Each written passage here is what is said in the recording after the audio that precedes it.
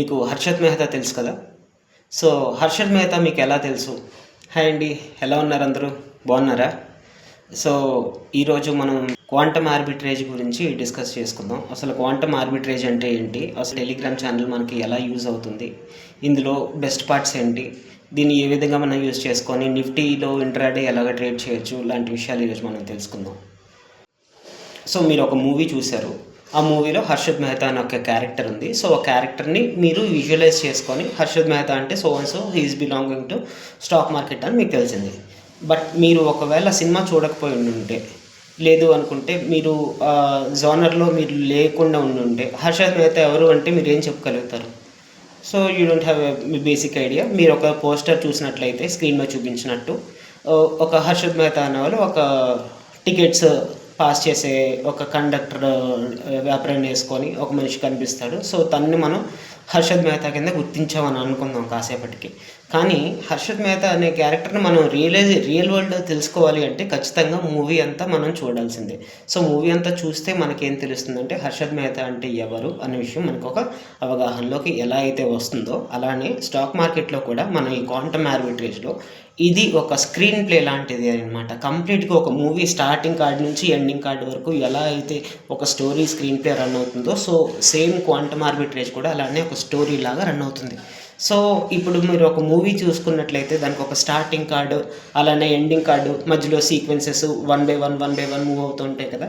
అవి ఎలా అయితే ఉంటాయో, సో మూవీలో మనకి ఈ స్క్రీన్ ప్లే ఎలాగైతే ప్లే అవుతుందో, ఈ క్వాంటమ్ ఆర్బిట్రేజ్లో కూడా మనకి సేమ్ అదే script and screen play run అవుతుంది అనమాట. అది టెలిగ్రామ్ ఛానల్లో మనకి కనిపిస్తుంది. అది ఏ విధంగా కనిపిస్తుంది అనేది నేను మీకు వీడియోలో చూపిస్తాను.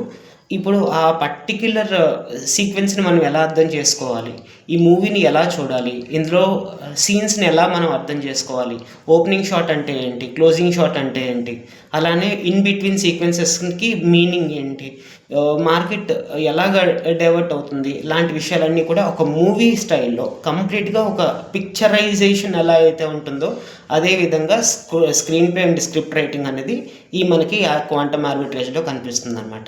దాన్ని మనం ఇప్పుడు చూద్దాం ఏ విధంగా ఉంటుంది అనేది. సో క్వాంటమ్ ఆర్బిట్రేజ్లో మనం ఫ్రైడే ఏ విధంగా మనకి స్క్రీన్ ప్లే అండ్ స్టోరీ జరిగిందనే విషయం ఒకసారి మనం ఇక్కడ ఆన్లైన్లో చూద్దాం. సో ఫ్రైడే మార్నింగ్ మనకి ఓపెనింగ్. ఇప్పుడు నేను మీకు ఏదైతే చెప్తున్నానో ఇదంతా మీరు ఒక స్క్రీన్ ప్లే లానే చూడండి. ఎందుకంటే ఇది ఒక స్క్రిప్ట్ రూపంలోనే మనం మొత్తం అంతా కూడా డిజైన్ చేయడం జరిగింది. ఇందులో మెయిన్ నేర్చుకోవాల్సింది ఏంటి అంటే ఏ విధంగా అసలు ఈ క్వాంటమ్ ఆర్బిట్రేజ్ అనేది వర్క్ అవుతుంది, సో అందులోని మనం ఎలాగా దాన్ని ఇన్వోక్ చేసుకోవాలి అన్న విషయాన్ని మీరు జాగ్రత్తగా గమనించాల్సి ఉంటుంది ఈ విషయంలో. సో ఫస్ట్ మనం ఫ్రైడే మార్కెట్ని అంటే లాస్ట్ వీక్ ఫ్రైడే ఏం జరిగిందో మార్కెట్ని ఒకసారి ఓపెన్ చేసుకొని మనం క్వాంటమ్ ఆర్బిట్రేజ్లో ఏ విధంగా మనం సిగ్నల్స్ తీసుకున్నాం, ఆ సిగ్నల్స్ని మనం ఏ విధంగా రీడ్ చేయాలి, అలానే దాన్ని మార్కెట్లోకి ఎలాగ అప్లై చేయాలనేది ఒక శాంపుల్ వరకు నేను మీకు ఈరోజు చూపించబోతున్నాను. ఇది ఎలా వర్క్ అవుతుంది అనేది మీకు తెలియటం కోసం నెక్స్ట్ సెషన్స్లో నేను మీకు క్లియర్గా ఒక్కొక్క దానికి మీనింగ్ ఏంటి, అసలు దీన్ని ఎలా అర్థం చేసుకోవాలి, ఇందులోని ఏ విధంగా సీక్వెన్సెస్ మూవ్ అవుతూ ఉంటాయి, ట్రాప్స్ డిటెక్ట్ అవుతూ ఉంటాయి, ఇలాంటి విషయాలన్నీ మనం మళ్ళీ మాట్లాడుకుందాం. ఓకేనండి. సో ఫస్ట్ థింగ్ ఇక్కడ వచ్చేసి ఫ్రైడే మనకి ఇక్కడ ఓపెనింగే ట్రాప్ డిటెక్టెడ్ అని కనిపించింది. సో ట్రాప్ డిటెక్టెడ్ అనేది టైటిల్ కార్డ్ అని అనుకోండి, మనం ఇందాక మరి డిస్కస్ చేసుకున్నాం కదా, ఆ విధంగా ఓపెనింగ్ కార్డే మనకి ట్రాప్ డిటెక్టెడ్ అనే కార్డ్ మనకి డిస్ప్లే అయింది. నెక్స్ట్ సెగ్మెంట్లో ఇక్కడ ఏం చెప్తుంది క్లియర్గా చూడండి. మార్కెట్ అనేది స్పాట్ 24,300 దగ్గర ఉంది, 24,500 రెసిస్టెన్స్ అని చూపిస్తుంది. అంటే మనకి కొన్ని కీ లెవెల్స్ని కన్ఫర్మ్ చేసేసింది. లైక్ 24,300 లెవెల్ ఏదైతే ఉందో ఆ లెవెల్ కన్నా కిందకి వెళ్ళదని కన్ఫర్మ్ చేసింది. అట్ ద సేమ్ టైం 24,500 వరకు మార్కెట్ పైకి మూవ్ అయ్యే అవకాశం కనిపిస్తుందని చెప్పి సెకండ్ కార్డ్లో మనకు కన్ఫర్మేషన్ చేసింది. థర్డ్ కార్డ్లో చూడండి, స్పాట్ ప్రైస్ వచ్చేసి 24,299 ఏరియాలో ఉంది. సో 2,500 రెసిస్టెన్స్ అని చెప్పేసి చెప్పింది. సో 24,200 దగ్గర మనకి క్లియర్గా హింట్ ఇస్తుందంటే మార్కెట్ అనేది పైకి మూవ్ అవుతుందని చెప్తుంది. ఏ విధంగా రెసిస్టెన్స్ అనేది 24,500 దగ్గర ఉందని చెప్తుంది కాబట్టి. ఓకేనా అండి. అలానే నెక్స్ట్ మీరు అలా కిందకు వచ్చినట్లయితే చూడండి, ఇది మీకు ఎవ్రీ టైం ఇక్కడ కింద టైం కనిపిస్తుంది కదా, 9:19కి మనకి ఈ మెసేజ్ అనేది వచ్చింది. 9:27కి ఆల్మోస్ట్ 10 minutes తర్వాత మార్కెట్ అనేది మనం అనుకున్న డైరెక్షన్లో పైకి అయితే మూవ్ అవ్వడం జరుగుతుంది. చూసారు కదండి. సో ఈ స్టార్టింగ్ ఓపెన్ కార్డ్లోనే మనకి క్లియర్గా అర్థం అవ్వాల్సింది ఏంటంటే ఎక్కడ మనం ఎంట్రీ తీసుకోవాలి అనే విషయాన్ని మనకి ఈ ఓపెనింగ్ కార్డులోనే చెప్తుంది అనమాట. దీని గురించి డీటెయిల్డ్గా నేను మీకు మిగతా వీడియోస్లో ట్రైనింగ్ వీడియోస్లో చెప్తాను. జస్ట్ ఇది ఓవర్ వ్యూ అనమాట. అసలు ఈ అప్లికేషన్ ఎలా వర్క్ అవుతుంది, దీనిలో ఎంట్రీస్ ఎలా తీసుకొచ్చు అనే విషయాన్ని కన్ఫర్మ్ చేస్తున్నాను అంతే.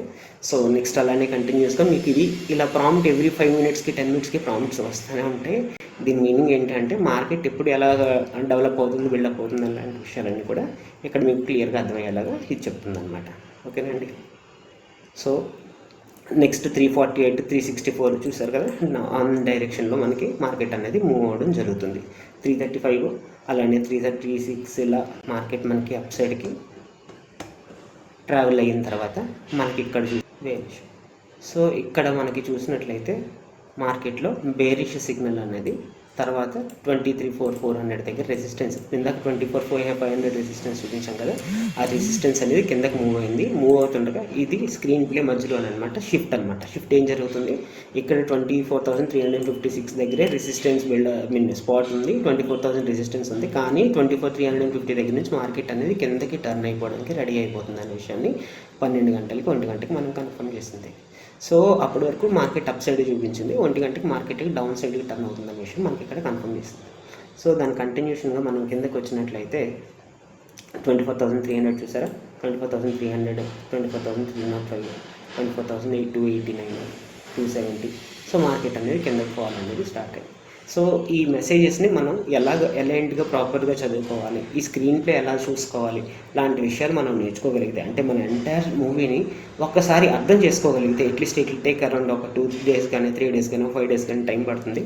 వన్స్ మీరు ఈ స్క్రిప్ట్ అంతా ప్రిపేర్ అయ్యి దీన్ని మీరు అర్థం చేసుకోవడం స్టార్ట్ చేశారు అంటే మూవీలానే కంప్లీట్గా స్టార్టింగ్ కార్డ్ నుంచి ఎండింగ్ కార్డ్ వరకు స్టోరీ అనేది మూవ్ అవుతానే ఉంటుందన్నమాట. సో ఇక్కడ మీరు కంప్లీట్గా చూసినట్లయితే ఓవరాల్గా బేరిష్ సిగ్నల్స్లో మార్కెట్ అనేది డౌన్కి మూవ్ అయిపోయింది. సో ఇక్కడ మెసేజెస్ ఉంటాయి, లైక్ స్మార్ట్ మనీ కాన్సెప్ట్స్ ఉంటాయి, అలానే మొమెంటమ్ ఇంక్రీజింగ్ డిక్రీజింగ్ తెలుస్తుంది, అలానే put ratings below bullish, call ratings above bearish లాంటి మెసేజెస్ అన్నీ మనకి ఏంటి మీనింగ్స్ ఏంటి, దీన్ని ఎలా మనం రీడ్ చేయాలి, దాని ద్వారా మార్కెట్ని ఎలా డిటెక్ట్ చేయాలనేది మనం ట్యూటోరియల్ క్లాసెస్లో చూద్దాం. ఓవరాల్గా మనకి ఇందులో కాన్సెప్ట్ ఏంటి అంటే మనం మార్కెట్లో ఇంట్రాడే నిఫ్టీ చేస్తున్నప్పుడు ఎంట్రీస్ ఎలా తీసుకోవాలి, అలానే టార్గెట్స్ ఎలా పెట్టుకోవాలి, ఎగ్జిట్స్ ఎలా చేసుకోవాలి అనే విషయానికి మనకి ఇది ఒక సపోర్టింగ్ ఎలిమెంట్ అనమాట. దీని ద్వారా మనకి డెసిషన్ మేకింగ్ అనేది ఈజీ అవుతుంది. దీన్ని బేస్ చేసుకొని నిఫ్టీలో ఎవ్రీడే ఒక 60 పాయింట్స్ నుంచి ఒక 100 పాయింట్స్ వరకు స్కోర్ చేసుకోవడానికి అవకాశం అయితే ఉంటుంది. ఓకేనా అండి.